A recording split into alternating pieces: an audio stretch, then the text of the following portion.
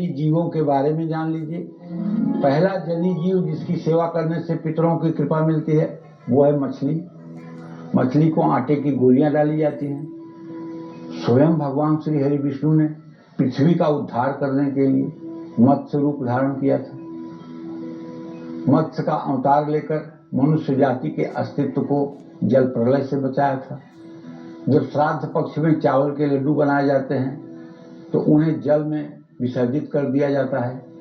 पितृपक्ष में मांस मछली का सेवन वैसे तो कभी नहीं करना चाहिए, लेकिन मान लीजिए जो लोग नहीं मान सकते हैं उन्हें तो कम से कम पितृपक्ष में मांस मछली का सेवन नहीं करना चाहिए। शनि दोष या पितर दोष से मुक्ति के लिए शनिवार को मछलियों को आटे की गोलियां डालनी चाहिए। किसी को कोई गंभीर रोग है तो भी मछलियों को आटे की गोलियां डालनी चाहिए।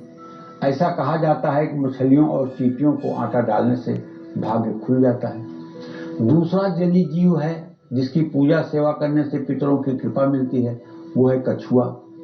भगवान श्री हरि विष्णु ने कच्छप का अवतार लेकर ही देव और असुरों के लिए मंदराचल पर्वत को अपनी पीठ पर स्थापित किया था। कछुआ बहुत ही पवित्र उभयचर जंतु है जो जल की सभी गतिविधियों को जानता है। तीसरा जलीय जीव है जिसकी पूजा से पितरों को कृपा मिलती है, वो है नाग। देखिए, सर्प और नाग में एक अंतर है। सर्प जो होता है वो पृथ्वी पर रहता है, नाग जो होता है वो जल में रहता है। नाग और सर्प को एक ही गलती में समझने की कोशिश मत करिएगा।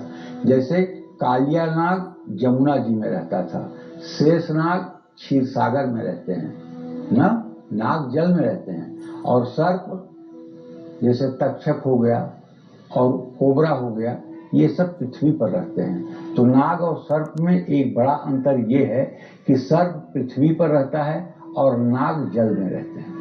नाग एक रहस्यमय जंतु है, ये भी पितरों का प्रतीक माना गया है।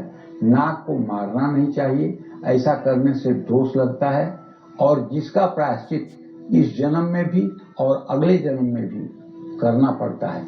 जय मां विंध्यवासिनी।